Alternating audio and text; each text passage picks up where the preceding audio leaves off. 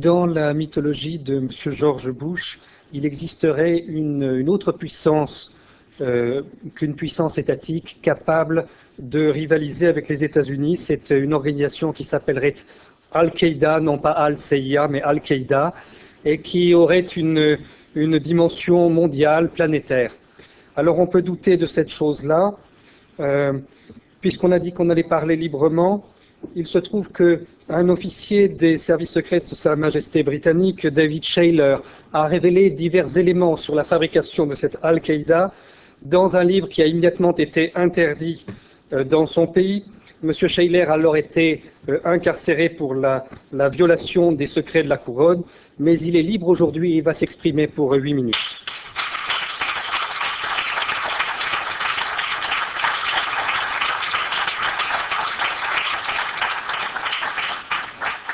Hello, thank you. It'll probably be a surprise to you that anybody who has any connections at all with MI5 is actually admitting that in this room.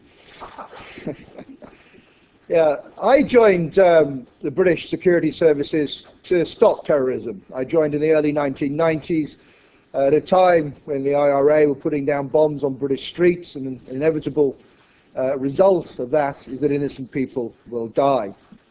But I left the services because MI6 decided to fund associates of Osama bin Laden in Libya. They funded him to the tune of tens of thousands of dollars, and he would not have been able to carry out that operation without the help of MI6. And I say MI6, this was not the British government, in fact, because MI6 did not seek the permission of the government for the attack, which of course would have given the officers an immunity in Britain for this attempt or funding of murder. Under the 1994 Intelligence Services Act in Britain, the real James Bonds, as I say, do have a license to kill, but only if they have the permission of the Foreign Office. This operation went ahead in March 1996. An agent who MI6 had codenamed Tunworth. The operation involved infiltrating Gaddafi's security entourage and then throwing either a bomb or a grenade under his car. Unfortunately, they got the wrong car. Now, this would be funny if innocent people hadn't died. And when I first blew the whistle on this, would you believe there were commentators in the British media who suggested that the loss of the lives of innocent civilians in Libya was collateral damage for an MI6 operation that had gone wrong? I pointed out that if it had been the other way around, and Colonel Gaddafi had funded the IRA to try and assassinate Tony Blair, God forbid, and they had failed and killed innocent people, nobody in the British press would call that collateral damage. The lack of respect for human life is, to me, the beginning of tyranny, the beginning of totalitarianism.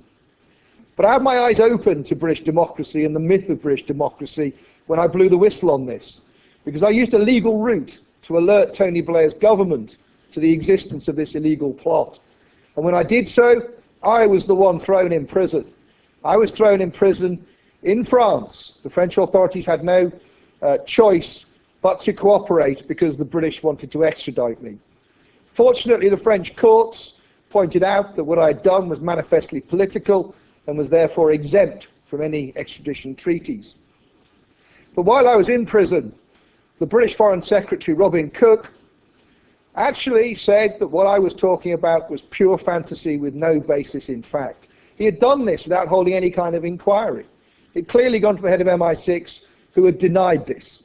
And this shows you what the services do in Britain, even when they are caught red-handed. They will lie their way out of it. And they probably think they can get away with it, because in Britain it is extremely difficult to get any information out of the intelligence services. The model of Britain's intelligence services, particularly MI6, much more closely follows that of the Iranian and Libyan services, where the services operate beyond the rule of law, without accountability, and can therefore kill people with impunity. But, fortunately, a very principled person put a document on the internet, an MI6 document, which confirmed the details of the plot as I had described them. It didn't confirm the payments, but it did confirm that an MI6 agent was working amongst these plotters, that these plotters were Islamic extremist terrorists. And the document which predated the plot also showed the modus operandi, so it showed that somebody wasn't reporting simply on events they'd heard about. Now you'd think in those circumstances the Foreign Secretary would withdraw his statements, would apologise and immediately order an inquiry. But even then he didn't. And to this day, the British state will still tell you, if you phone up the Foreign Office, that what I was saying about MI6 funding Al-Qaeda to carry out an assassination operation was pure fantasy with no basis in fact. It is like living in the former Soviet Union. And I actually believe that in doing what I've done, I have actually scratched the surface of British democracy and exposed the myth of British democracy. Because at the heart of what is going on wrong in the world at the moment is Britain. It was the MI6's intelligence that was used by George Bush and Colin Powell, in particular, to the UN to try and justify the invasion of Iraq. It was the first time the British intelligence services had ever made any document public in that way. And what did we find out? That not a single fact in that document was right, not one single piece of up-to-date intelligence. And yet, they allowed that intelligence to go out. They allowed the Prime Minister to manipulate it. And of course, at the time, I did everything within my power to alert the British media, to alert Parliament, to alert the government, to what I could manifestly see was a bad idea. It was going to be another Vietnam, as well as being illegal. But the problem is, as well as the British intelligence services control the British media, they have agents of influence in the press. They leak information to these people, so no one is ever on the record. And we've seen some excellent examples of this with the 7/7 attacks, where one day they were all leaking to the British media that this had been caused by military explosives. The next day, the very next day, they were all leaking to the British media that it had been caused by homemade explosives. Now, both of those cases obviously can't be right, but because nobody went on the record, nobody is ever held to account. And that is why it is imperative that we don't just have an inquiry into some of the things I have blown the whistle on. And that doesn't just include MI6 funding of Al-Qaeda, it also includes the story of how the Israelis bombed their own embassy in London in 1994 and then framed two innocent Palestinians. Two innocent Palestinians on whose behalf I have sworn evidence. And yet the British Appeal Court has ignored that new evidence and sought to uphold those convictions. There is no mystery, really, about how terrorism is created. It is created out of the circumstances of social deprivation, of poverty, where one community has all the wealth and the power, and the other community simply cannot change its circumstances.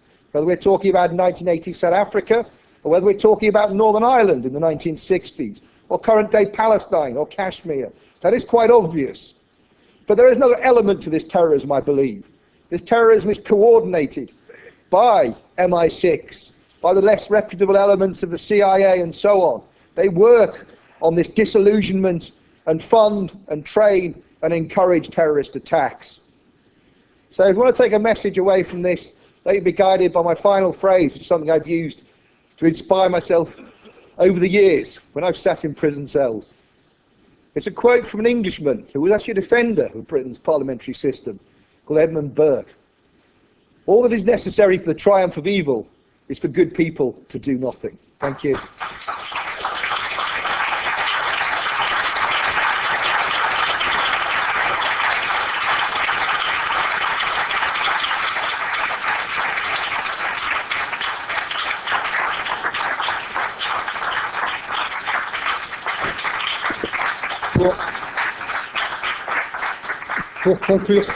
Pour conclure cette table ronde, je donne la parole au général Leonid Ivashov, ancien chef d'état-major des armées de la Fédération de Russie.